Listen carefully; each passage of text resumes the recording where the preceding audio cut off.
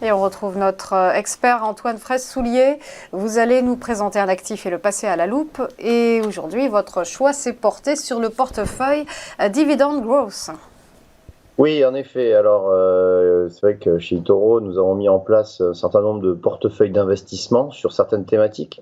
Et la thématique dividende, donc dividend growth, c'est la croissance des dividendes. C'est une thématique qui, à mon sens, est plutôt une très bonne thématique, puisque quand on voit déjà la performance sur 12 mois glissants, on voit qu'on est à 3,89%. Donc, on surperforme les marchés. Et puis, ce qui est intéressant dans cette stratégie, c'est que vous allez avoir deux sources de revenus. Vous allez avoir évidemment la première qui est la performance des actions. Alors, effectivement, quand on est dans un marché baissier, cette performance peut être flat ou négative, mais surtout, vous avez les dividendes qui correspondent à une rétribution de la société sur les bénéfices. Et donc, ces dividendes sont perçus par les actionnaires et donc par ceux qui investissent aussi dans ce portefeuille Dividend Growth.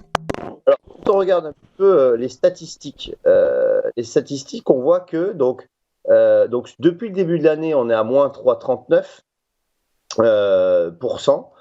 Donc, on est effectivement en négatif, mais on est au-dessus, on surperforme donc la totalité des indices des pays développés. En 2021, on était sur une performance à 19,07%. Donc, et ce qui est intéressant aussi dans ce portefeuille, c'est que quand on regarde les performances mensuelles, on voit qu'on est sur des performances où il y a peu de volatilité, il y a peu d'écart d'amplitude entre les performances. Donc ça aussi, ça peut être facteur rassurant pour les investisseurs. Ensuite, bon, le facteur de risque, l'indicateur de risque est à 5, donc on est sur un risque, on va dire, un risque médian, puisque l'indicateur va jusqu'à 10. Et puis, le nombre d'investisseurs, c'est 4412, donc on a 4412 investisseurs sur la plateforme eToro qui ont donc investi sur ce portefeuille. Maintenant, quand on regarde le portefeuille, la composition du portefeuille en lui-même, alors, il y a essentiellement des valeurs américaines qui délivrent donc des dividendes qui vont entre 2 et 7%.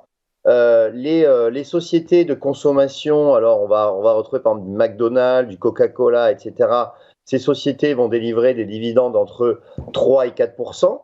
Lorsqu'on va sur les sociétés comme Chevron, c'est donc des majors pétrolières, ou alors ExxonMobil, là on est plus sur du 4,5-5%.